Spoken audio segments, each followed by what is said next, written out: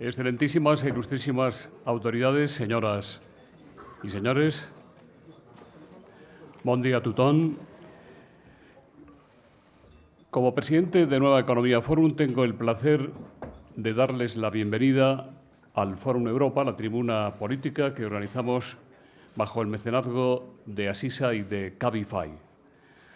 Hoy tenemos el honor de recibir como ponente de esta tribuna al presidente del Parlament de Cataluña, el señor Roger Torrent, al que va a presentar don Luis López Guerra, catedrático de Derecho Constitucional. Querido don Luis, la tribuna es suya. Desde aquí, por favor.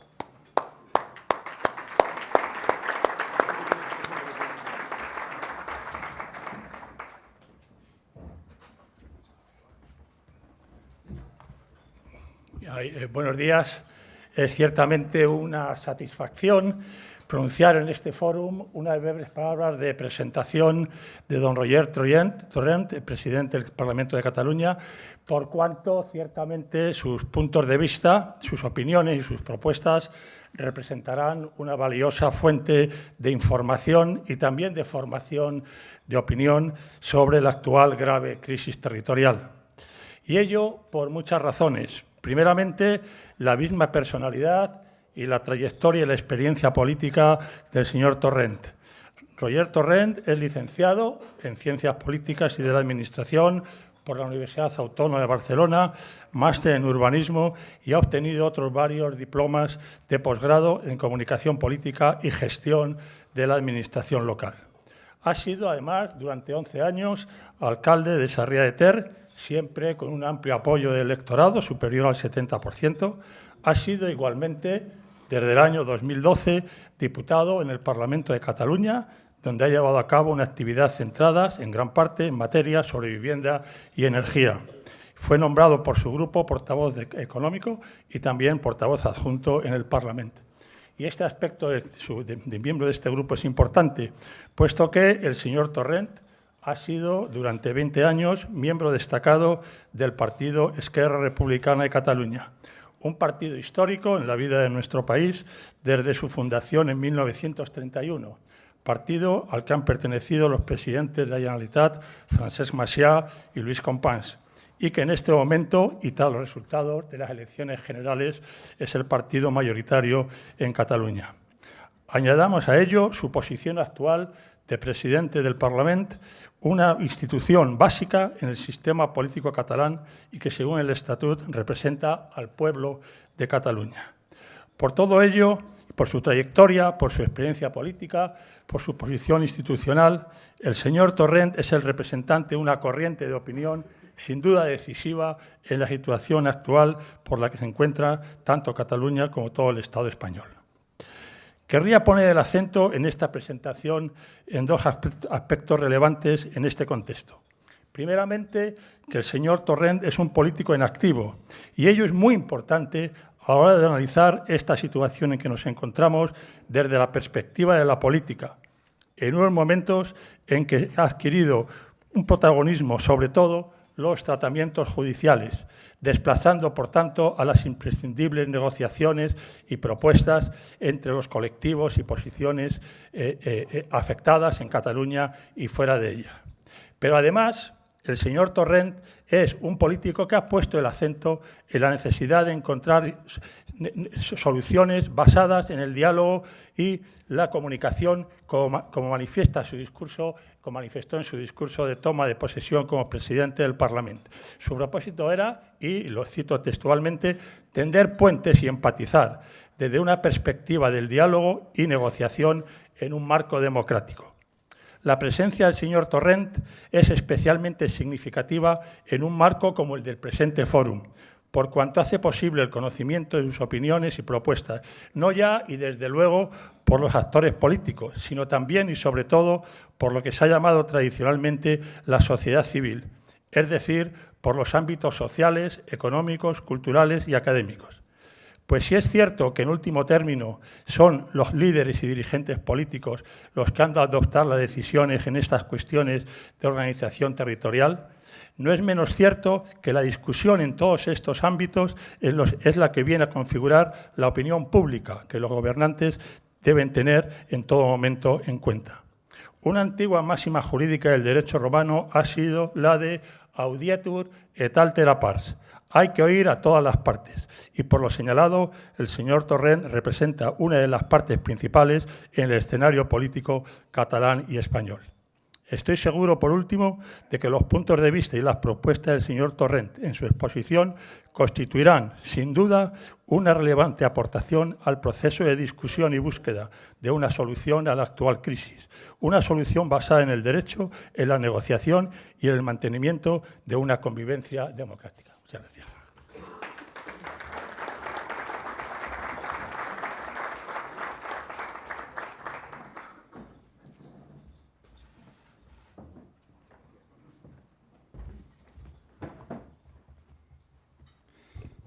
Bien, autoridades, señoras, señores, en primer lugar, gracias, señor López Guerra, por sus amables palabras.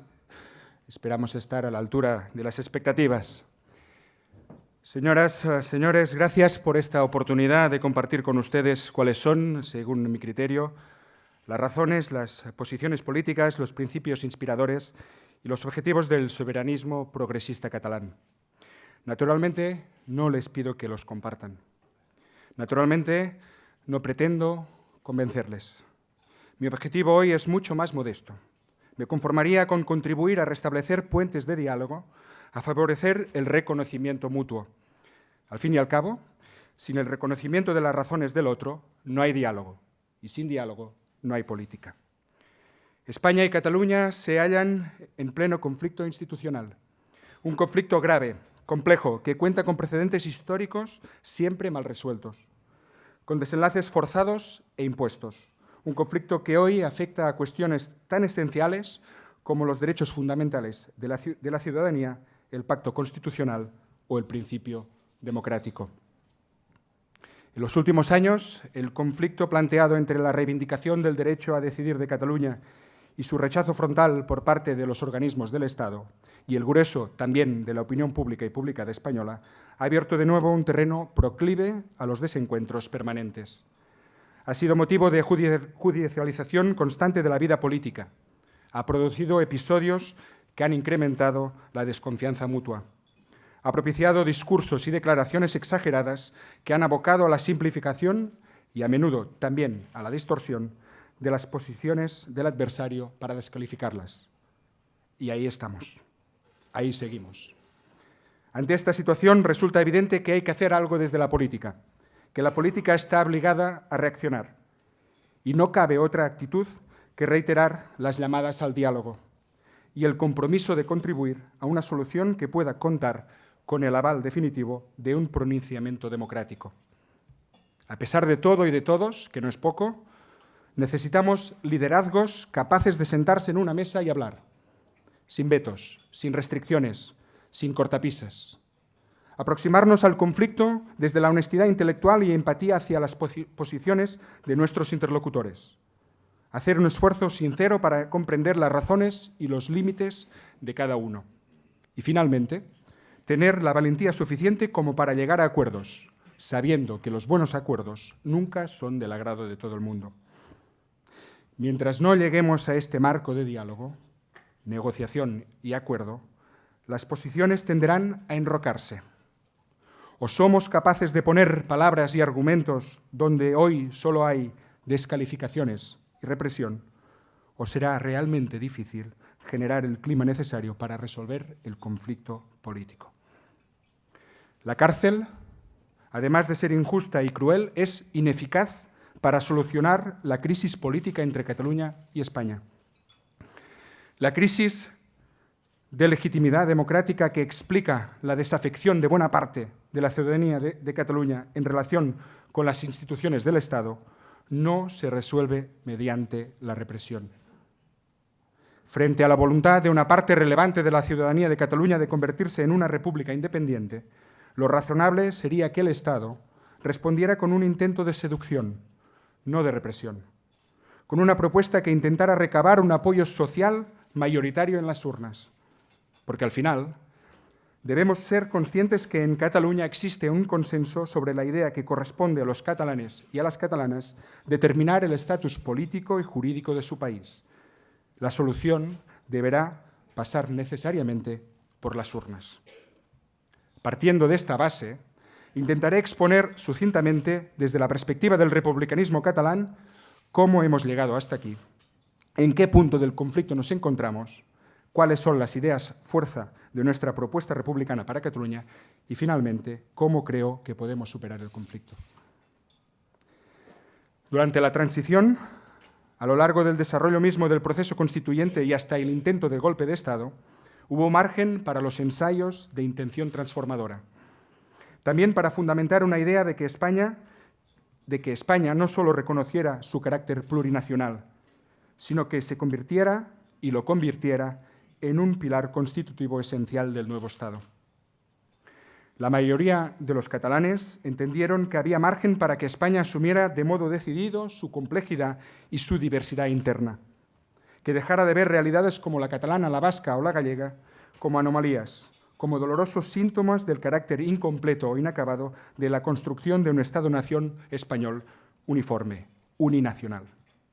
Hubo margen y un contexto favorable al pacto y a la refundación. Hace 40 años, el hecho de que la recuperación de la Generalitat republicana fuera anterior a la Constitución de 1978 o que la Constitución misma reconociera la existencia de nacionalidades era motivo de esperanza en Cataluña. Por eso, a nadie le debe sorprender el apoyo que el texto constitucional obtuvo de la sociedad catalana. Hubo margen, pero no se ha aprovechado. En relación con el marco político de la dictadura, los pactos de la transición suponían un salto indiscutible en cuanto a derechos y libertades y en la redistribución del poder. Era razonable pensar que efectivamente el Estado autonómico acabaría siendo un primer paso en el desarrollo de un modelo abierto e incluyente que conduciría finalmente a la consagración de un Estado federal o confederal. Pero el golpe de 1981 y posteriormente la LOAPA y la asunción generalizada del concepto de Estado inspirado por el aznarismo cerraron completamente cualquier ilusión evolutiva sobre el ensayo autonómico. El cierre del Estado de las autonomías chocó frontalmente con las necesidades de la sociedad catalana en el contexto de la globalización. Una globalización que, por cierto, significa un cambio de época que obliga a redefinir el papel y la función de las naciones y los Estados. El cierre del Estado de las autonomías impuso a la sociedad catalana un déficit fiscal estructural sin paralelo regional en Europa.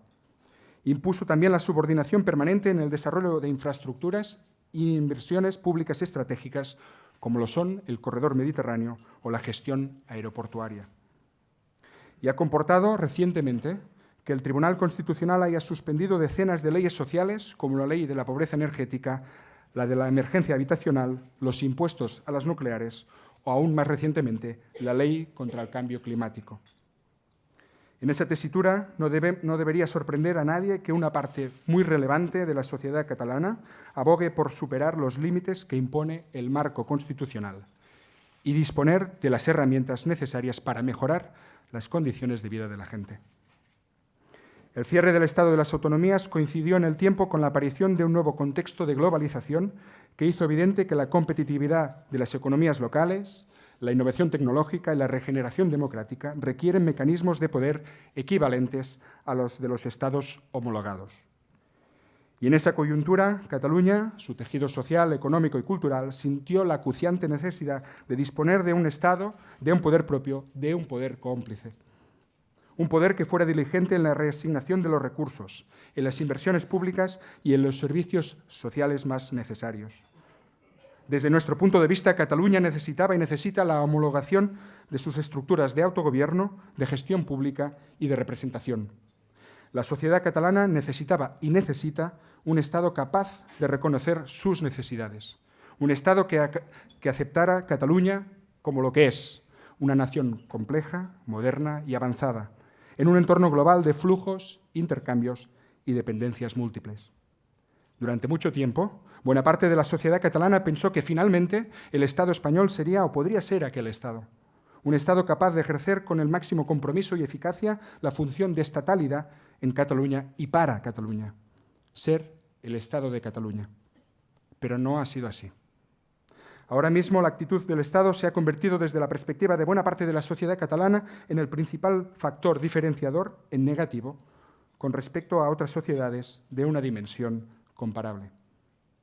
No ha de extrañar a nadie, pues, que si el Estado español no cumple con las exigencias de la estatalidad que requiere Cataluña, la respuesta de buena parte de la población catalana consista en la apuesta por el Estado propio. No para imaginar una nación artificial desde un Estado, sino para dotar a la nación real de los instrumentos de poder estatal que precisa. No creo que les cause sorpresa si afirmo que uno de los factores fundamentales que explica el crecimiento del independentismo y el soberanismo entre la ciudadanía catalana ha sido la acumulación de frustraciones ante el comportamiento de un Estado habitualmente percibido como extraño, cuando no hostil. No me refiero a un error concreto que haya provocado un rechazo puntual. Hablo de una concepción, de una actitud persistente desplegada en el tiempo, de la negación de la realidad nacional que no se quiere reconocer ni comprender. Hablo de un colosal despropósito político que acaba produciendo el desafecto que anunció repetidamente el presidente Montilla hace más de 10 años. El republicanismo soberanista de hoy, que hoy representamos, es, en muchos sentidos, la respuesta y la traducción política compleja a aquel desafecto. Como ustedes saben, pertenezco a un partido histórico, Esquerra Republicana de Cataluña, un partido que tiene 88 años de historia y, por cierto, ningún caso de corrupción. Es cierto que el abanico completo del soberanismo catalán es mucho más transversal y complejo que el que puede representar mi formación. Pero también es cierto que hoy Esquerra Republicana de Cataluña ocupa la centralidad y representa mejor que cualquier otro espacio las posiciones más ampliamente compartidas por los ciudadanos y las ciudadanas en Cataluña. En este sentido, puedo afirmar que el republicanismo soberanista es sustancialmente un movimiento cívico y pacífico de renovación y profundización democrática que no se construye en oposición a nada, sino a favor de todas y todos los ciudadanos de nuestro país, sin excepción. Nuestra propuesta republicana no se construye contra nadie, y mucho menos contra España.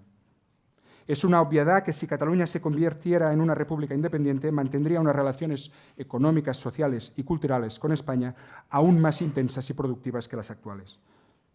De hecho, estoy convencido que la República Catalana sería el mejor aliado del Estado español en materia de política internacional. Créanme, no hagan caso a expresiones minoritarias y políticamente irrelevantes. Nuestro proyecto no parte de ninguna discrepancia ni de ningún contencioso con la población española. Nosotros, los republicanos, no reclamamos la soberanía para separarnos de nadie. Sería absurdo. Los vínculos históricos, culturales, económicos, familiares e incluso afectivos entre Cataluña y España son indiscutibles e irrenunciables. De hecho, estamos firmemente convencidos de que Cataluña podría contribuir de manera más robusta a la prosperidad de la economía española, asumiendo el autogobierno que corresponde a la estatalidad en el contexto europeo. Cataluña necesita desplegar una función dinamizadora en el flanco sur de Europa y cada vez más España también necesita que Cataluña desempeñe esta función. En línea con este propósito y por consecuencia democrática, el objetivo del autogobierno se identifica como la República, construida desde abajo, una república que priorice la reconstrucción del espacio público a partir del ensanchamiento de las formas de participación democrática, el compromiso con la justicia social, la equidad, la fraternidad, el bien común y el respeto a los derechos y las libertades. Cuando nosotros pensamos en la República no pensamos en ejércitos, en himnos o en banderas. Para nosotros la República son escuelas, hospitales, pensiones, derechos laborales o servicios sociales. Para nosotros la República es el instrumento idóneo para superar los límites que impone la interpretación restrictiva del Pacto Constitucional al desarrollo económico, social y cultural de nuestro país. Es la herramienta necesaria para mejorar las condiciones materiales de vida de la gente, para ofrecerles, en definitiva, un futuro mejor. Nuestra propuesta republicana no pretende, pues, la construcción de un nuevo Estado-nación en Europa en el siglo XXI. No se trata de construir la nación desde el Estado. Al contrario, partiendo de su diversidad constitutiva, la nación catalana necesita dotarse de poderes de Estado en un mundo de interdependencias crecientes. En oposición a la concepción decimonónica del Estado-nación, en plena globalización y en un entorno de máxima complejidad, el proyecto republicano catalán se concibe como una comunidad en construcción permanente. No es un proyecto identitario, no es un proyecto cerrado, estático, sino una identidad asociada a un proyecto dinámico, abierto al cambio y a la transformación. Un proyecto que combina la voluntad inclusiva con el respeto a la diversidad y a la pluralidad. Dicho de otra manera, Cataluña ni puede ni quiere definir un proyecto colectivo de pertenencia identitaria única y excluyente. La base es la ciudadanía compartida. En el siglo XXI las identidades son múltiples, acumulativas y se definen a partir de las experiencias vitales de cada uno. En Cataluña una persona puede sentirse argentina, italiana, senegalesa, española, china, portuguesa, marroquí, alemana o distintas cosas a la vez. Pero lo que determina su sentimiento de pertenencia a la comunidad catalana es la voluntad de construir un proyecto común. Nosotros no somos nacionalistas, somos independentistas. Nuestra propuesta republicana no le pregunta a nadie de dónde viene, sino a dónde va. ¿Qué futuro imagina para sus hijos e hijas? ¿En qué tipo de sociedad quiere vivir? ¿Con qué valores? ¿Con qué principios? A nosotros no nos preocupa qué bandera tengan nuestros vecinos y vecinas en el balcón, qué lengua hablen o a qué Dios recen, si es que rezan a algún Dios. Al contrario, vivimos la diversidad con una riqueza a preservar. Y es justamente desde la diversidad que intentamos construir una propuesta de país que nos cohesione como comunidad. Lo que caracteriza al republicanismo catalán, que se ha ido definiendo en los últimos 15 o 20 años, no se corresponde con un repliegue nacionalista. No es una reacción defensiva ante los retos de la globalización. Es una respuesta democrática y progresista a las diferentes crisis que caracterizan el actual cambio de época. Nuestro proyecto quiere ser una modesta contribución, al lado de nuestros aliados, a la superación de los grandes retos que tiene planteado la humanidad en el siglo XXI. En este sentido, les invito a considerar el hecho de que lo que está sucediendo en Cataluña tiene que ver con el reconocimiento de estas transformaciones en el escenario mundial. La burguesía tradicional catalana era proteccionista, pero la sociedad catalana que ha emergido en los últimos 25 años, la sociedad en la que se hablan más de 300 lenguas, solo es concebible desde la apertura a los flujos globales. Por eso, la Cataluña del siglo XXI se construye tomando como referencia las reglas del nuevo escenario global, un escenario en el que la idea de independencia, la no dependencia, supone fundamentalmente asumir la gestión plena y la negociación permanente de las interdependencias con los otros actores.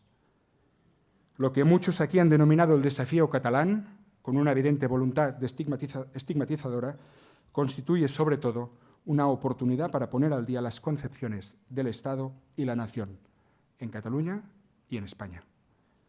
Para que ello sea posible, para que la crisis tome forma de oportunidad, lo primero que debemos hacer unos y otros es reconocer, como repite siempre Oriol Junqueras, que ni la política española podrá imponer unilateralmente sobre la política catalana, ni el independentismo catalán podrá obtener unilateralmente sus objetivos. La salida al conflicto será necesariamente bilateral y multilateral. Bilateral porque afecta a España y a Cataluña, y multilateral porque en un contexto de interdependencias crecientes, aunque sea indirectamente, afecta a otros muchos actores de entidad diversa. Lo segundo es comprender que la solución solo puede ser democrática. En la medida que nos encontramos frente a una crisis de legitimidad, no habrá solución factible y duradera que no sea avalada por las urnas, por la ciudadanía de Cataluña. En tercer lugar, debemos ser conscientes que para definir nuevos escenarios de diálogo y negociación resulta imprescindible superar el escenario de judicialización de la política en España y recuperar la mínima confianza mutua. Y en cuarto lugar, es importante asumir que la metodología del diálogo y la posterior negociación no pueden reducirse a la formulación de los vetos de principio. El objetivo no puede ser refugiarse en la conllevancia orteguiana o la idea de la cronificación. Esto ya no es posible. No nos podemos resignar a un empate de perdedores. Se trata de intentar imaginar nuevos escenarios en los que todas las partes ganen. Y esto es sumamente difícil, porque requiere liderazgos fuertes, mirada larga y mucha inteligencia. pero es la única manera de encontrar una salida al problema político más importante que ha tenido España desde la transición. Las decisiones que se tomen durante los siguientes meses van a determinar los próximos años. La fase política que se inicia después del ciclo electoral y las sentencias que conoceremos próximamente definirán el futuro de las relaciones entre Cataluña y España. La represión no nos llevará a ninguna solución. Y a pesar de todo, deberemos hacer política, con la inteligencia y el coraje necesarios para llegar a acuerdos, pensando más en las siguientes generaciones que en las siguientes elecciones.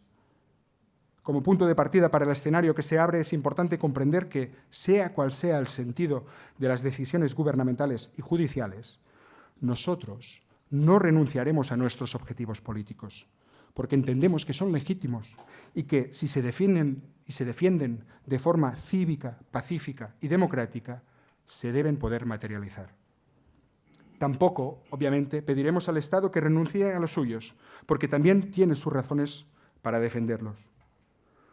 Deberá ser en el marco del necesario proceso de negociación donde maticemos, discutamos e incluso replanteemos nuestras posiciones, con el objetivo de llegar a acuerdos factibles.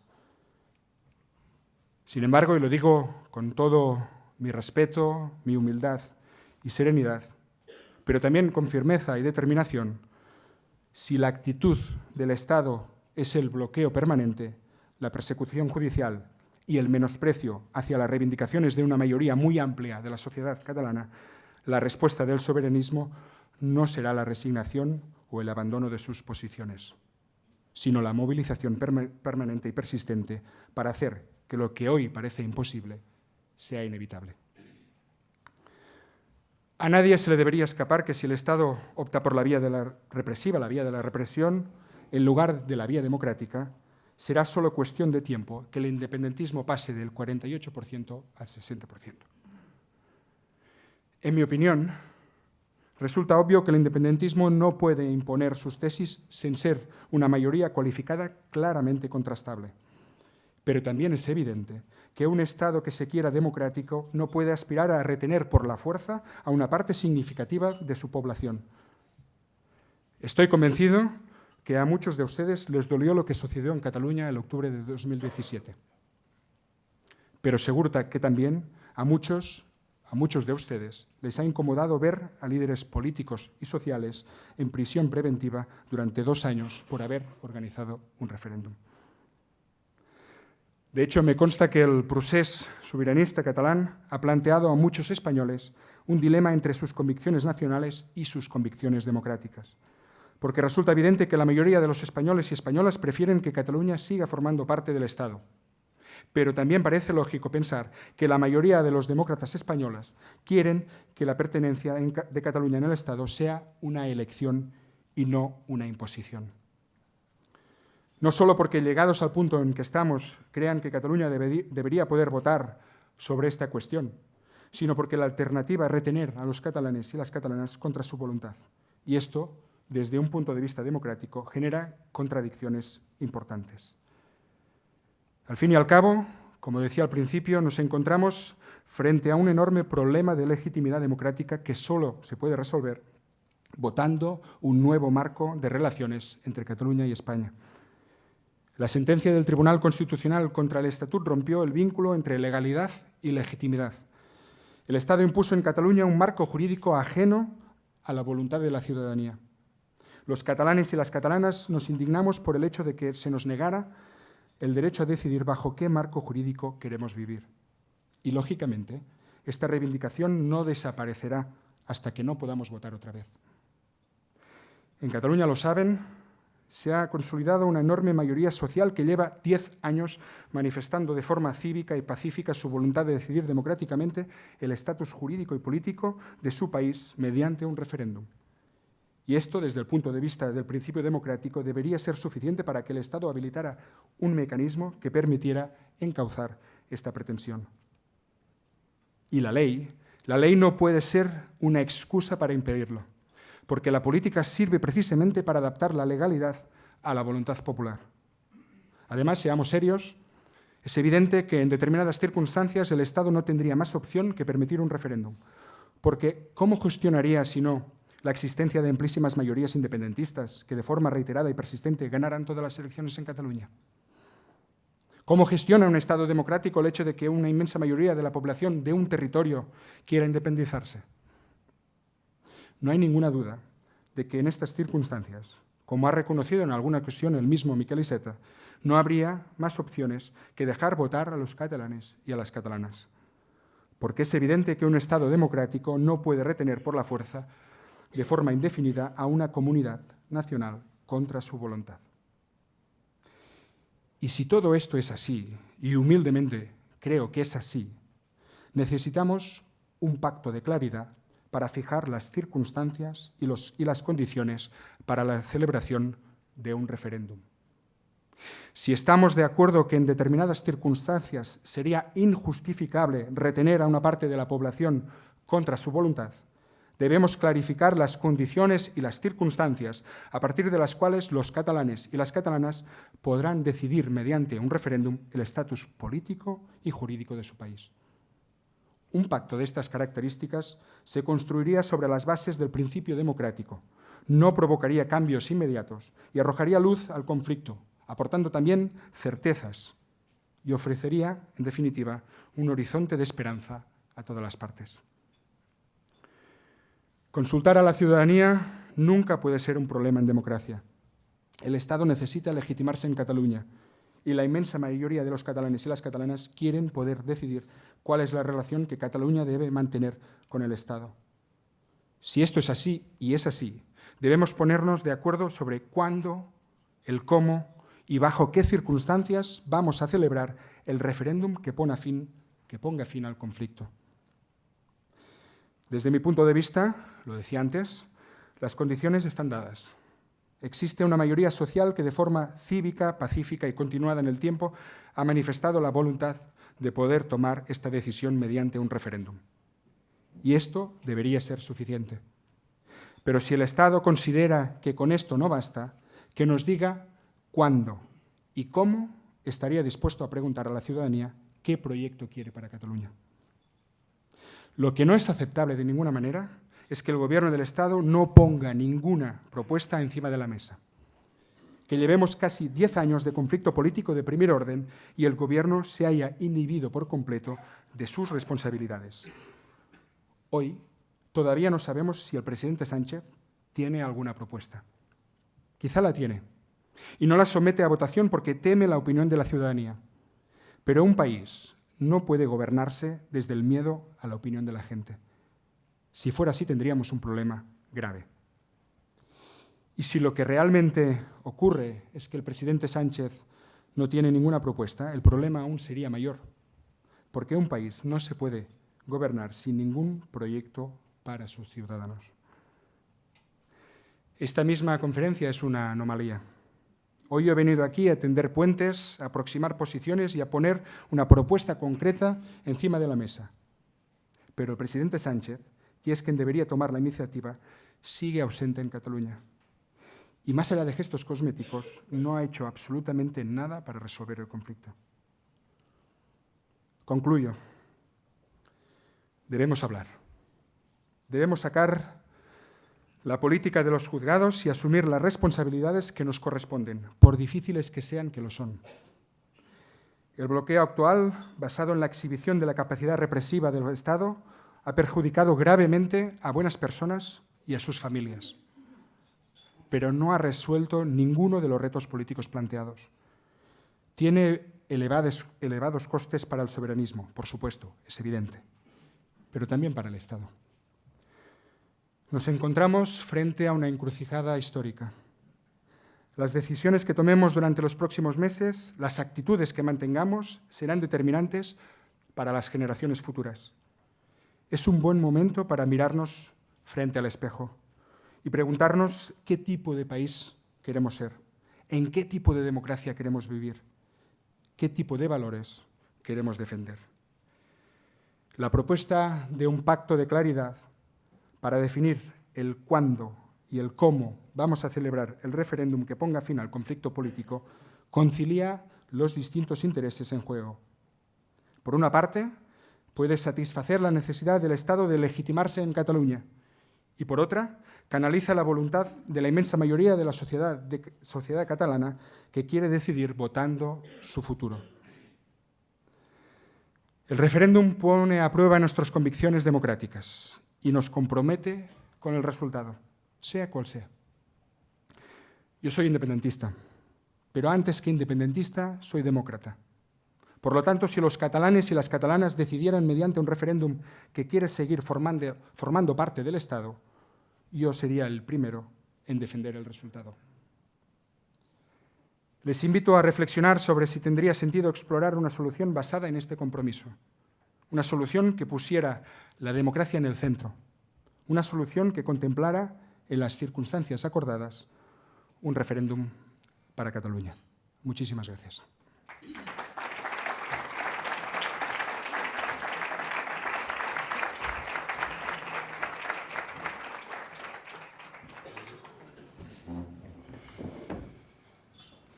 Muchas gracias, presidente. Muchas gracias, don Luis, por la presentación. Bueno, pues empezamos con las preguntas. Si le parece bien, por esta de Albert Calatrava, de TV3. Dice, ¿es más fácil para ARC negociar ahora una posible abstención en la investidura de Sánchez que hacerlo más adelante en caso de repetición de elecciones con la sentencia del Supremo ya sobre la mesa? Ayer un grupo de militantes de Esquerra presentó en Barcelona una petición para que la dirección de Esquerra consulte a las bases sobre lo que es necesario, oportuno, votar en la investidura. ¿Qué valoración hace usted sobre esto? Y Rosario Delgado le pregunta, quedan menos de 3 semanas para la votación de la investidura de Pedro Sánchez. ¿Qué es lo mejor para Cataluña? ¿Qué tiene que votar, en su opinión, Esquerra Republicana? Bien, algunas reflexiones en torno de la cuestión de la investidura del presidente del Gobierno. Nosotros, y hoy de alguna manera hemos intentado exactamente esto, estamos aquí para hacer política. No estamos aquí para bloquear a nada, ni a nadie. Estamos aquí para hacer política que quiere decir diálogo y negociación. Y en este sentido, y con respecto a la investidura, siempre hemos dicho que nosotros no vamos a poner ninguna línea roja, pero tampoco vamos a dar ningún cheque en blanco. Y que en todo caso, la responsabilidad para con la investidura y por lo tanto para con la gobernabilidad en el Estado es de quien ha ganado las elecciones, es decir, del señor Sánchez y del PSOE. Y desde nuestra perspectiva, lo que nos preguntamos es qué PSOE y qué presidente Sánchez vamos a encontrarnos. No solo en el debate de investidura, sino todo lo que este debate anticipe de legislatura. Es decir, ¿vamos a encontrarnos el PSOE que habla de diálogo o el PSOE que aplica el 155 en Cataluña? ¿Vamos a encontrarnos al PSOE que acoge el Aquarius en Valencia o que amenaza con una multa de 900.000 euros a Open Arms? Es la responsabilidad del PSOE, que es quien ha ganado las elecciones y, por tanto, le corresponde responsablemente hablar con los diferentes actores políticos. Y le corresponde también la responsabilidad de lo que pase en función de esta investidura. No nos corresponde a Esquerra Republicana, a quien, insisto, hemos venido aquí a plantear este diálogo, esta negociación, por lo tanto, a hacer política. Insisto, para nosotros no hay líneas rojas, pero tampoco habrá, evidentemente, cheques en blanco. Presidente, Dionisio Martínez le pregunta si ve usted capaz a Sánchez de promover el indulto, por muy obligado que se vea como consecuencia de los pactos.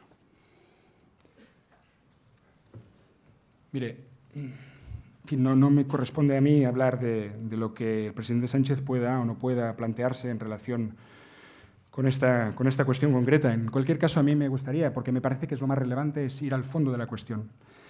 A mí lo que me parece injustificable desde un punto de vista democrático es que estemos hablando de posibles penas de hasta 25 años de cárcel, como en el caso de Oriol Junqueras, solo por haber puesto urnas, solo por haber planteado un referéndum. Esto es lo que hay en la base de la pregunta que se me hacía en relación con los indultos. Los indultos suponen aceptar, y esto nosotros, evidentemente, no lo haremos como concepto, conceptualmente, aceptar que lo que se hizo el 1 de octubre en Cataluña fue un delito. Y en democracia nunca lo es. Poner las urnas no puede ser un delito. Por lo tanto, nosotros, evidentemente, no aceptamos que los hombres y las mujeres que están siendo juzgados en el Supremo merecieran reproche penal. En ningún caso. Por lo tanto, hablar de esta situación implicaría aceptar una situación que desde mi punto de vista, evidentemente yo soy independentista, pero creo que para el punto de vista de la mayoría de los demócratas no se tendría que estar dando en este momento en los juzgados. Debemos ser capaces, evidentemente, en este momento, pero sobre todo en los meses que vienen, de, como decía antes, sacar la política de los tribunales y ponerla en medio del diálogo democrático entre todos los actores políticos que serán necesarios para encontrar esta solución democrática y política al conflicto. José María Rivas, de Servimedia, le pregunta si es usted partidario de una declaración de independencia en el Parlamento catalán si hay sentencia condenatoria en el procés. En fin, puedo hablar, digamos, desde mi situación de presidente del Parlamento de Cataluña, donde evidentemente yo no juzgo las intenciones políticas de los grupos parlamentarios, de ningún grupo parlamentario. En cualquier caso, a mí una declaración de estas características no me parece para nada oportuna desde un punto de vista político. La unilateralidad no la ejerce quien quiere, sino quien puede. Y quien ha ejercido la unilateralidad, solo quien ha ejercido la unilateralidad en todo este proceso ha sido el Estado. El 1 de octubre fue un ejercicio de unilateralidad del Estado frente a los ciudadanos que querían votar libre y pacíficamente el 1 de octubre. Por lo tanto, nuestro esquema no es un esquema de unilateralidad, es un esquema de bilateralidad e incluso de multilateralidad. Esto lo explica muy a menudo Oriol Junqueras y creo que de forma muy acertada. En el marco de esta negociación bilateral y en un clima de diálogo multilateral, porque hay otros actores, intentaba explicarlo antes, concernidos en este conflicto, es evidente que debemos encontrar la solución. No en la unilateralidad, que, insisto, no se aplica cuando uno quiere, sino que la aplica quien puede. Jorge Ramos le pregunta qué valoración hace usted de la resolución del Tribunal Constitucional validando la aplicación del 155 aprobada por el Senado con el apoyo del Partido Popular, PSOE y Ciudadanos. Bien, a mí me parece una muestra más y quizá la definitiva del cierre del Estado de las autonomías del que antes se hablaba, ¿no? Y la constatación de que la frustración que sienten muchos catalanes y catalanas, entre los cuales evidentemente me incluyo, con respecto al Estado, tiene que ver sistemáticamente con esta imposibilidad de ejercer nuestro autogobierno, con la imposibilidad de exprimir al máximo las posibilidades de nuestras instituciones de autogobierno, con la posibilidad del Estado de reconocer la situación o la idiosincrasia política y el estatus político y nacional de Cataluña. Para mí representa al final de esta etapa de cierre autonomista y, por lo tanto, una muestra más de la grave crisis institucional y política que vive el Estado, que es la más grande que ha vivido desde la transición y frente a la cual no se puede derivar toda la responsabilidad a los tribunales, aunque sea el Tribunal Constitucional, sino que se tiene que afrontar políticamente. De nada sirve avalar una aplicación del artículo 155 o amenazar otra vez con otra aplicación para hacer cambiar de opinión a los más de 2.200.000 catalanes y catalanas que votaron el 1 de octubre. No sirve para nada en este sentido. Esto no va a cambiar la realidad social y política en Cataluña. Por lo tanto, lo más inteligente, incluso desde el punto de vista de alguien que quiere defender efectivamente que Cataluña siga siendo parte del Estado español es afrontarlo en una mesa de diálogo, no afrontarlo con amenazas de aplicación, porque al final esto es lo que conlleva esta sentencia del Tribunal Constitucional, que no he tenido tiempo de leerla y ya la leeré a fondo. En cualquier caso, lo que avala es esta situación o esta vocación por parte de las instituciones del Estado de plantear los límites al autogobierno de Cataluña, los límites a la institucionalidad en Cataluña. Luisa Miralles dice, hace unos días en este mismo foro el presidente de FUMEM pidió la vuelta a Cataluña de las empresas que cambiaron su domicilio como consecuencia del proceso independentista y ayudadas por el gobierno de Rajoy. Ese regreso a Cataluña no debería empezar, en su opinión, por la Caixa y el Banco Sabadell, que si lo hicieran tendrían un efecto tractor y ejemplar para el resto, de forma que se iniciara un cauce de recuperación de la normalidad. Evidentemente nosotros ni obligamos ni aconsejamos a las empresas, aunque en cualquier caso mi opinión personal en este sentido es que evidentemente las empresas que marcharon en torno al octubre del 2017 deberían poder volver a Cataluña, Nosotros ni sobredimensionamos el efecto económico de las decisiones empresariales en octubre ni los minimizamos. Es evidente que es un elemento que está no solo encima de la mesa, sino que es un elemento que se tiene que discutir en los ámbitos de toma de decisión empresarial, pero también político. Y es en este segundo aspecto, en este segundo ámbito, en el político, donde yo personalmente creo que tengo el derecho a enviar el mensaje a las empresas para que vuelvan a Cataluña de donde nunca deberían haber salido. Marcos Ondarra, de El Español, dice, en caso de celebrarse un referéndum que consulte sobre la independencia, ¿por qué no hacerlo extensivo al conjunto de la ciudadanía española y que todos decidamos, puesto que esa decisión nos afecta a todos? ¿Cuál va a ser la futura relación entre España y Cataluña?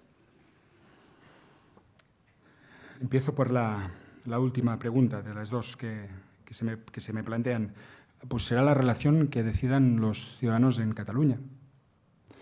Al final, justamente nosotros lo que queremos, y para esto trabajamos desde un punto de vista político, es para ofrecer la posibilidad a los catalanes y las catalanas de materializar aquello que de alguna manera agrupa al 80% de la población en Cataluña, que es este referéndum para decidir el estatus político y jurídico de Cataluña.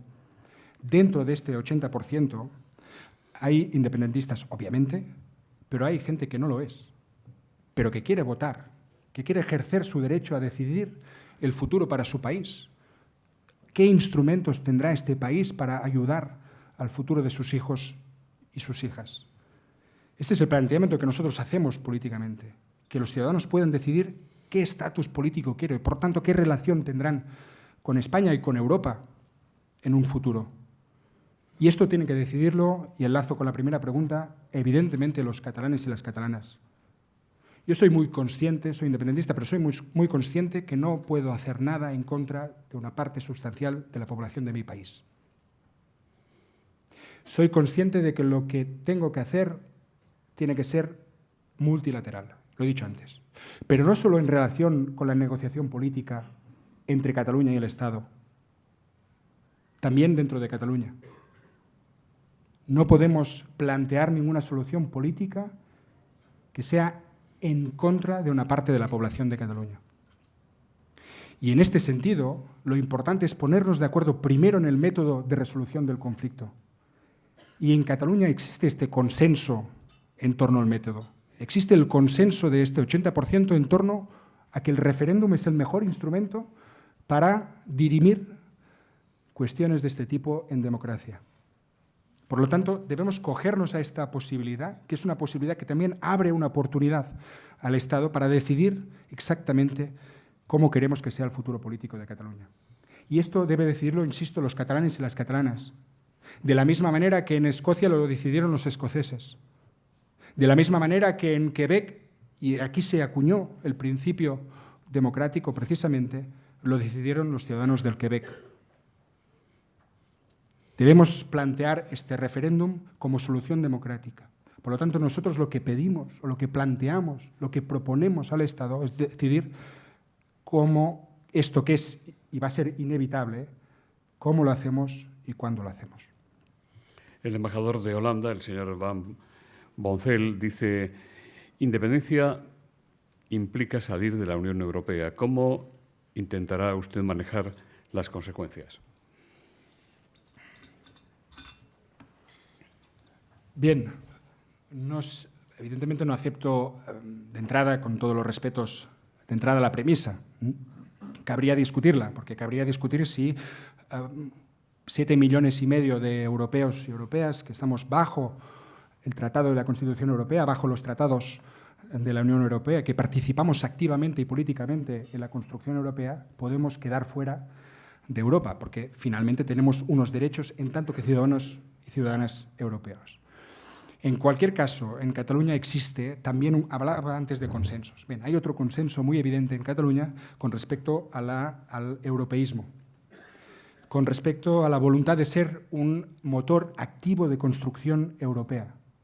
No solo desde un punto de vista económico, aprovechando nuestra situación geográfica en el Mediterráneo y aprovechando esta situación para potenciar unas infraestructuras que son de interés común de Europa, como puede ser el puerto de Barcelona, sino también construcción política, construcción institucional. Nuestra aportación debe ser efectiva en este sentido. De hecho, para nosotros, lo que estamos planteando en Cataluña no es solo una cuestión que tenga estrictamente una lectura local o estatal, tiene una lectura europea, porque la resolución de lo que pasa en Cataluña, del conflicto político en Cataluña, tendrá mucho que ver en cómo se resuelven este tipo de conflictos de soberanías compartidas, de relaciones multilaterales, de flujos entre estados y entre diferentes centros de poder. Aquí podríamos hablar también de cómo las ciudades, las grandes conurbaciones cada vez tendrán más peso y reivindicarán más peso político en Europa. En cualquier caso, decía, la resolución política del conflicto en Cataluña explicará mucho de cómo Europa resolverá estos conflictos en el futuro.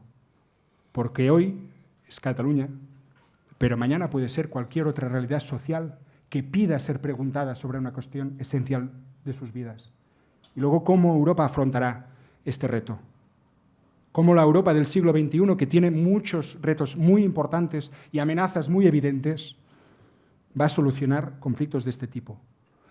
Como lo hagamos, que quiere decir como lo haga Europa, dibujará qué tipo de instituciones, qué tipo de Unión Europea tendremos en el futuro. Y esto, insisto, va más allá de lo que es la lectura estrictamente territorial, estrictamente local, estrictamente estatal. Desde RACU dicen: ayer, después de la reunión del Govern, la portavoz dijo que la elección de Borrell puede ser positiva si sirve para colocar la crisis catalana en el centro del debate europeo y deja de ser un tema interno. ¿Lo ve usted igual que la portavoz de la Generalitat?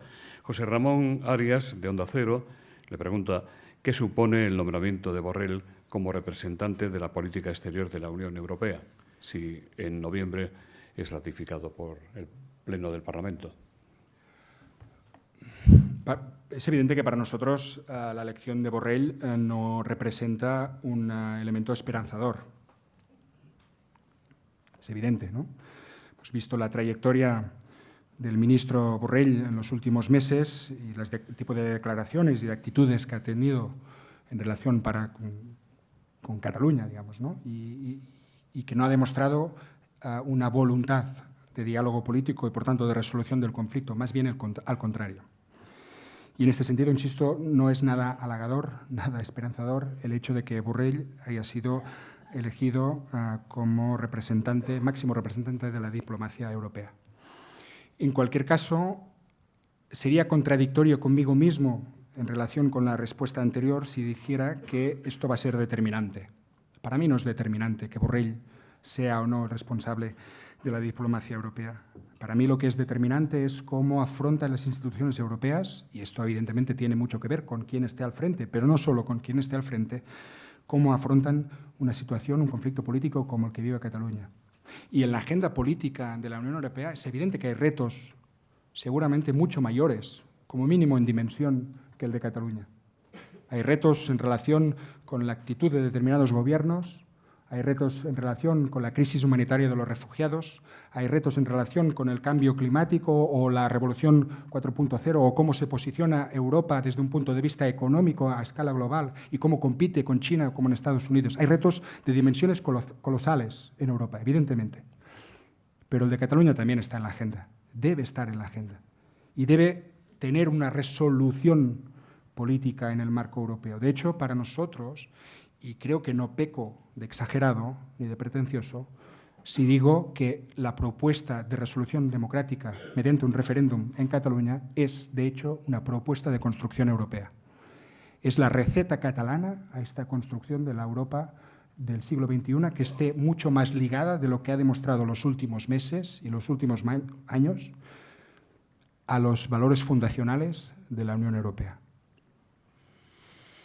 Antonio González dice, ¿es sostenible el vacío de poder y la inactividad que existen en el Gobierno sin presupuestos por 2 años consecutivos? Sería pronto el tercero. ¿No sería esta una razón, le pregunta, una razón más para adelantar las elecciones? Fernando Jáuregui dice, ¿cree que un relevo de Quim Torra al frente de la Generalitat sería un paso para comenzar una negociación con el Gobierno central? ¿Puede ser o va a ser Oriol Junqueras el cabeza de la negociación? A ver, por partes. El Gobierno, y aquí hay 2 consellers, la consellera de Salut i el conseller de Treball, Afers Socials i Famílies, por lo tanto 2 miembros del Gobierno de la Generalitat, trabaja intensamente con las herramientas que tiene, que son limitadas. Son limitadas desde un punto de vista estructural, porque lo comentábamos también antes, estamos sufriendo en los últimos años, particularmente de forma más intensa desde el periodo de crisis económica más evidente, desde 2007 y hasta quizá 2017 más o menos, los 10 años, ¿no?, de crisis económica más evidente que se trasladó también a las instituciones y a las administraciones, particularmente también a la Generalitat de Cataluña, este déficit estructural de financiación de la Generalitat de Cataluña. Déficit que provoca que, desde un punto de vista de políticas sociales o desde un punto de vista de hospitales, médicos, enfermeras y atención a la ciudadanía de Cataluña, definitiva, tengamos unos límites impuestos desde esta construcción fallida autonómica. Pero es evidente también que hay unas limitaciones coyunturales. La limitación de no tener presupuesto de la Generalitat en estos momentos. El equilibrio es precario, es evidente. Es evidente que no tener presupuesto, que es la principal herramienta cotidiana que tiene un gobierno para hacer política, condiciona la acción del Gobierno de la Generalitat. Por eso es evidentemente, absolutamente necesario, y esta es la responsabilidad de todos los grupos parlamentarios en el Parlamento de Cataluña, que tengamos presupuestos para 2020, porque venimos de 2 años de presupuestos prorrogados y esto condiciona al final la acción política del Gobierno y esto afecta a todo el mundo, no solo a la voluntad de proyectar una determinada imagen que iba implícita en la pregunta, ¿no?, hablando de inacción, hablando, etcétera, ¿no?, hacia un gobierno determinado, sino que afecta evidentemente a las posibilidades de este gobierno de hacer política, incluso de equivocarse tomando decisiones, pero de hacer política. Y esta es la responsabilidad del conjunto de los grupos parlamentarios en el Parlamento de Cataluña. E insisto, creo que es fundamental que planteemos el escenario de acuerdo presupuestario para el 2020, porque si no, evidentemente, el Gobierno a estas dificultades estructurales añadirá otra vez otro presupuesto prorrogado. Y por lo que respecta a Oriol Junqueras, representa no solo los valores que transmite mi partido, representa todos los valores del republicanismo catalán, sino que es la personalidad política más importante en Cataluña en estos momentos. No lo digo yo, porque sea el presidente de mi partido. Lo digo porque así lo valoran los ciudadanos en Cataluña, los votantes de Esquerra Republicana de Cataluña y los votantes de otras formaciones políticas. Y esto quiere decir que no solo es el principal activo electoral de Esquerra Republicana, no es solo nuestro principal patrimonio desde un punto de vista de elecciones y de liderazgo electoral de Esquerra Republicana de Cataluña, sino también desde un punto de vista político para el conjunto de la sociedad catalana y también para el conjunto de la sociedad española. El planteamiento del diálogo y la negociación no lo hacemos nosotros porque sí. Lo hacemos porque este es el planteamiento que también ha liderado Oriol Junqueras y sigue liderando Oriol Junqueras aún estando en la cárcel. Fíjense que Junqueras en el Tribunal Supremo, a ese tribunal que le está pidiendo 25 años de cárcel, les dijo, hablemos. Les dijo, a ustedes también. El mensaje era, dialoguemos. Siéntense en la mesa, siéntense en la silla que está enfrente de la nuestra y que siempre está vacía. Este es un planteamiento que ha hecho Oriol Junqueras desde hace mucho tiempo. Y es el planteamiento que nos llevará a la solución democrática, política. Y evidentemente Junqueras es un activo fundamental en la ecuación de la resolución del conflicto. Aniceto González dice, la sentencia del juicio del 1 de octubre puede suponer la disolución del Parlamento de Cataluña y la convocatoria de elecciones, sean cuando sean las próximas elecciones catalanas. Usted ha sonado como candidato a la presidencia de la Generalitat. ¿Se postularía usted para serlo? También lo pregunta Gonzalo Cordín, del diario.es. ¿Quiere usted ser candidato a la presidencia de la Generalitat? ¿Cuándo cree que habrá elecciones en Cataluña? Bien. Aunque sea una opinión personal. Pues no sé cuándo habrá elecciones en Cataluña. No me corresponde a mí, corresponde al presidente de la Generalitat, que es quien decide en última instancia cuándo habrá elecciones. En cualquier caso, hay quien, disculpe, no me acuerdo del nombre, por quien situaba el escenario electoral alrededor de las sentencias del juicio del Supremo. No lo sé, no sé si será un planteamiento que tenga en mente el presidente de la Generalitat, el presidente Torra. En cualquier caso, para mí, y esta es una opinión estrictamente personal, la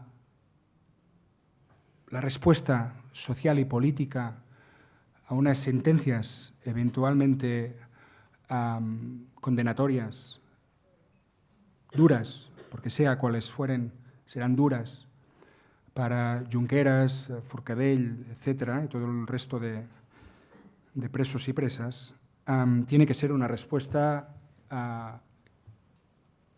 el máximo de unitaria posible.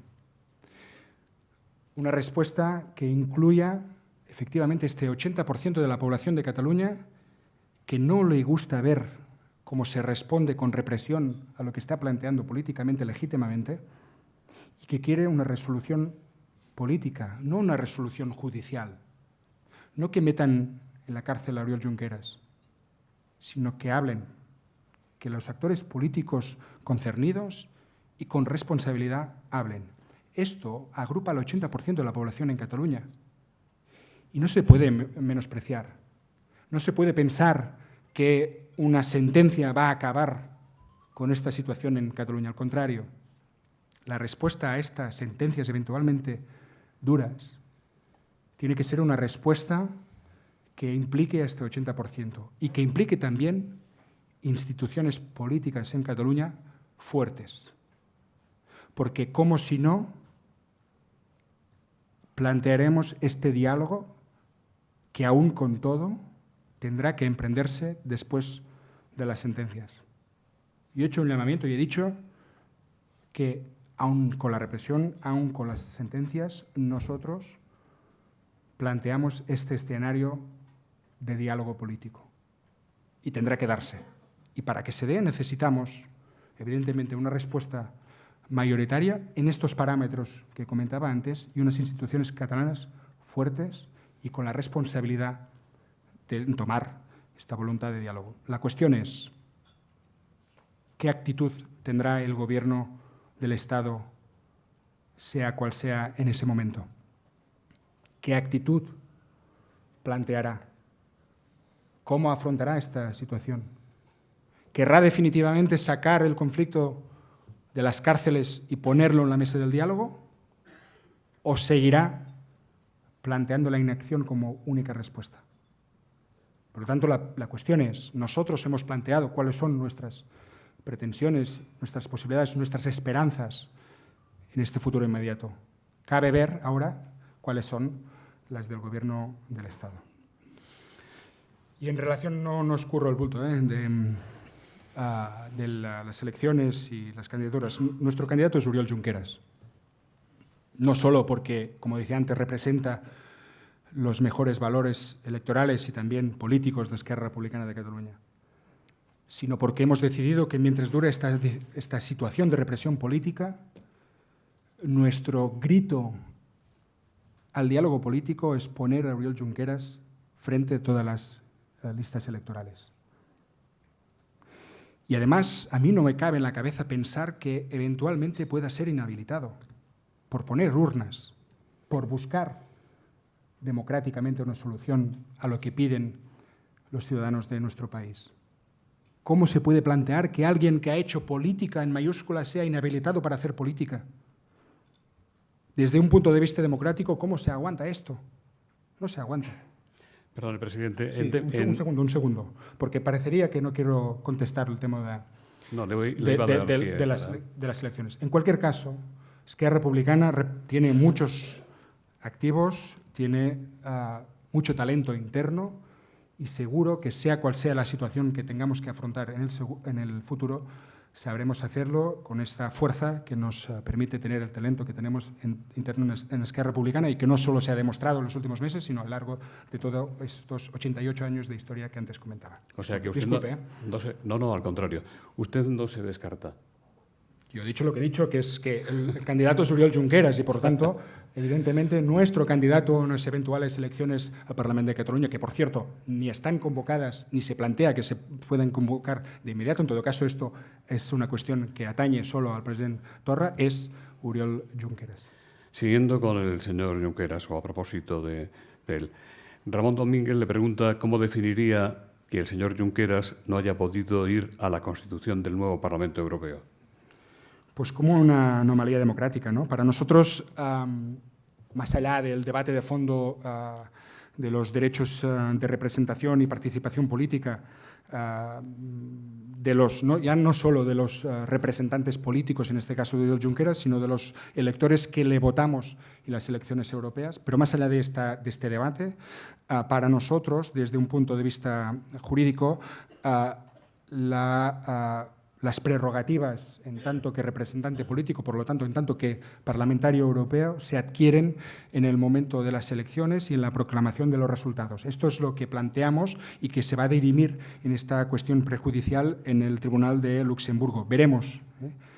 Para nosotros, evidentemente, es de alguna manera falsear no solo los resultados electorales, sino los derechos de participación política a través de sus representantes, de los representados en Cataluña que votaron en su momento a Oriol Junqueras y al resto de los eurodiputados, Carles Puigdemont y Toni Comín, pero que en todo caso que no puedan ejercer es una anomalía desde un punto de vista democrático y explica lo que decía antes, la necesidad de construir Europa más ligada a los principios fundamentales que no a los intereses de determinados estados.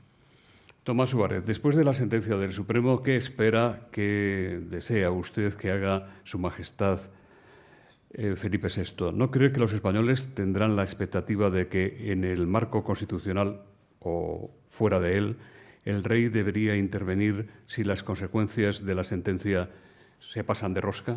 Dice Tomás Suárez. Bien, no sé. En cualquier caso, ¿cuál es el papel que puede tener la monarquía y el rey en concreto con relación a lo que pase en el futuro? En todo caso, la responsabilidad la tiene quien la tiene, que es el Gobierno del Estado. Y en cualquier caso, lo que yo espero del rey, o dicho de otra manera, lo que seguro que no espero del rey es otro 3 de octubre. Quizá desde aquí no sea valorado suficientemente las consecuencias del discurso del rey el 3 de octubre. las consecuencias que tuvo para la población de Cataluña. Cómo vivieron los catalanes y las catalanas, la mayoría de los catalanes y las catalanas, el discurso del 3 de octubre, que representó un salto también. Antes decíamos la distancia, ¿no?, que de alguna manera proyectó entre legalidad y legitimidad y, por lo tanto, entre la voluntad ciudadana en Cataluña y las instituciones del Estado, la sentencia del Estatut de Autonomía en 2010. Pues bien, el discurso del rey es equiparable, si no peor, porque significó una rotura emocional, emotiva, yo diría que en muchos casos definitiva, por parte de muchos catalanes y catalanas, con la institución, en este caso, con la monarquía española. Porque fue un discurso que abstrajo a los ciudadanos que habían sido apaleados el 1 de octubre en los colegios electorales de la realidad que debe proteger un monarca si efectivamente quiere ser responsable y quiere ser representante del conjunto de los ciudadanos. Y esto se vivió de forma traumática, diría, en Cataluña. Por lo tanto, justo lo que espero es que no se repita en ningún caso la misma actitud del rey, en este caso, sea cual fuere el escenario político que se abra con las sentencias o cualquier otro momento del conflicto político que se está viviendo. Jesús Ortega, del Confidencial Digital, dice: ha asegurado que para el diálogo España-Cataluña no caben los vetos. ¿Cómo explica entonces el veto de ERC a Iceta que le impidió ser presidente del Senado?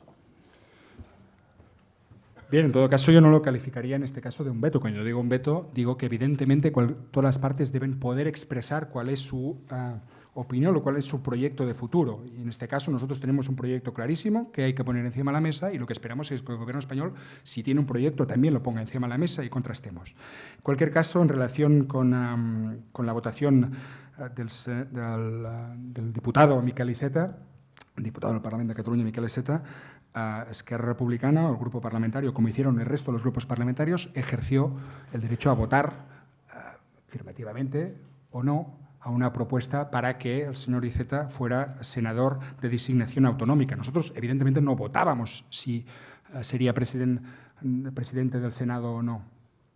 Por lo tanto, nosotros ejercimos el derecho a votación como se ha ejercido siempre y lo han ejercido todo el mundo, todos los grupos parlamentarios en el Parlamento de Cataluña. Dicho esto, lo que es evidente es que el diálogo debe emprenderse y debe construirse en base al reconocimiento mutuo y a la confianza mutua.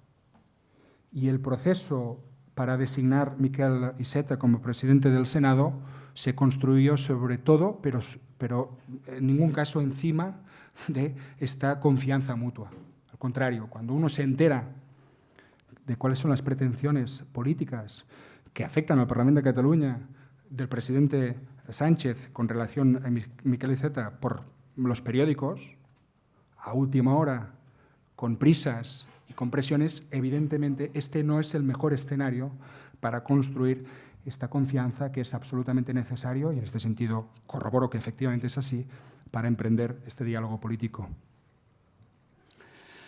Las dos últimas preguntas, brevemente, por favor. Carlos López Combarros dice: la fractura que se ha producido en la sociedad catalana, ¿no le parece a usted algo así como una catástrofe humanitaria? José Luis Heras, del Mundo Financiero, dice: habla usted de diálogo sin vetos ni restricciones entre Cataluña y el resto de España. ¿Cree usted que las leyes españolas son una restricción o veto? ¿Cómo se puede compatibilizar? Si cree usted que las leyes españolas son una restricción o veto, y cómo se puede compatibilizar lo que usted propone con una ley sin modificar esta. Bien, lo que es una catástrofe humanitaria es lo que ocurre en el Mediterráneo. Evidentemente, una discusión política en el marco de una sociedad madura, democrática, en relación a qué futuro queremos para nuestro país, no es en absoluto una catástrofe humanitaria, al contrario. es un ejercicio no solo legítimo, sino interesante desde un punto de vista de construcción política y sobre todo de construcción de valores democráticos.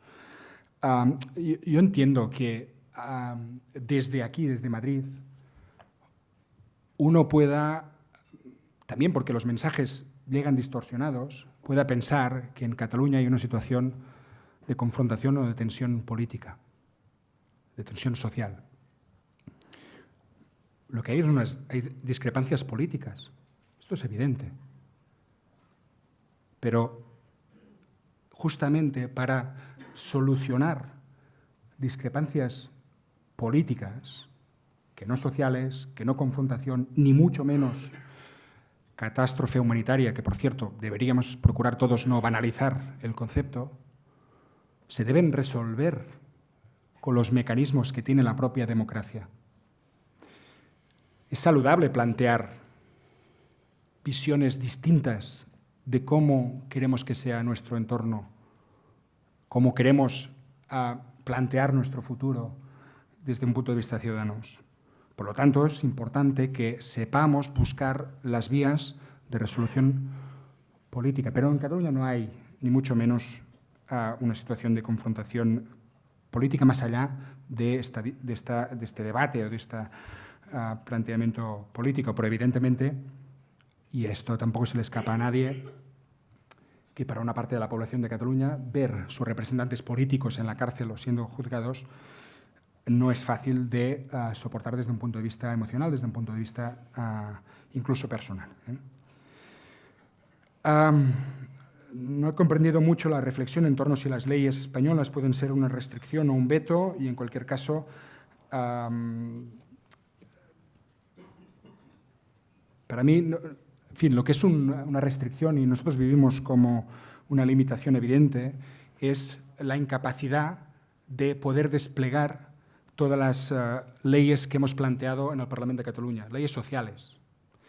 Yo he sido diputado ponente y relator en algunas de las leyes que hemos aprobado en el Parlamento de Cataluña para hacer frente a la emergencia habitacional que sufre buena parte de nuestra población. En Cataluña es donde se producen más desahucios. Es una realidad social acuciante, dura y emergente y urgente en Cataluña. Pues bien, para hacer frente a esta necesidad hemos planteado algunas leyes en el Parlamento de Cataluña, principalmente la Ley 24/2015, que era la de la emergencia habitacional, aprobadas, por cierto, por unanimidad en la Cámara en Cataluña, que han sido sistemáticamente, no solo esta, sino todas las anteriores y todas las posteriores, limitadas por el Tribunal Constitucional.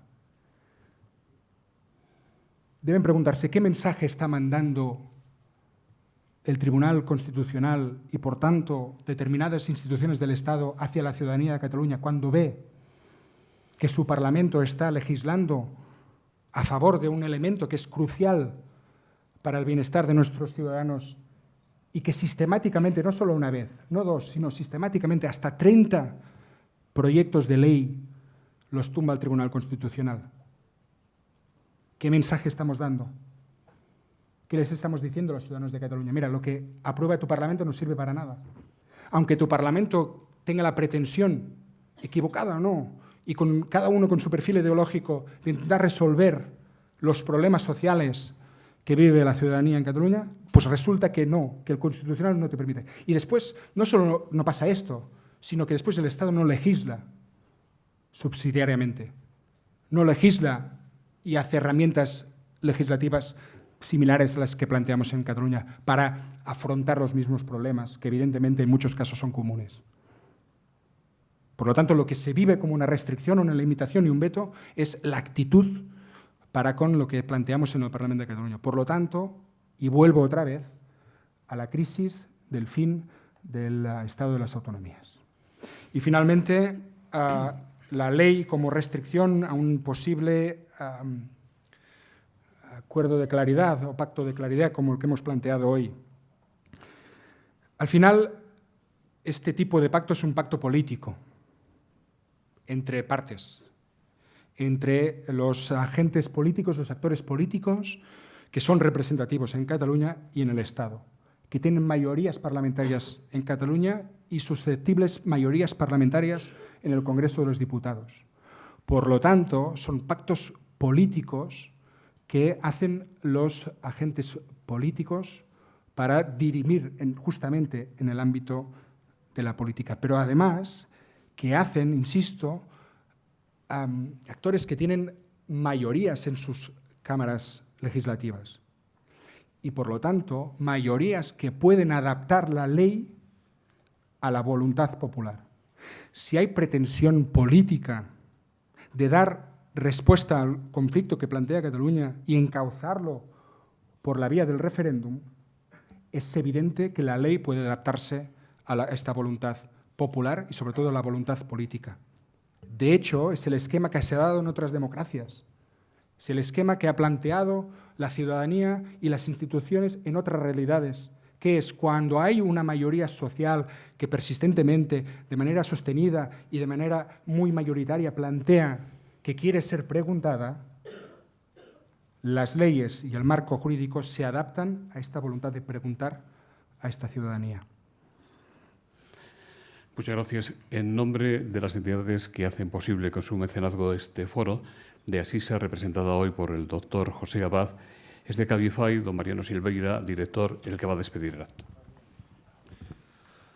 Pues nada, agradecer a los patrocinadores, así Cabify, gracias José Luis, y por supuesto a don Luis López Guerra por su presentación, y nada, don Roger Torrent, muchas gracias por haber compartido sus ideas y planteamientos, y bueno, agradecer a todos los asistentes por habernos acompañado y les invitamos a seguir participando activamente en el resto de jornadas de Foro Europa. Gracias.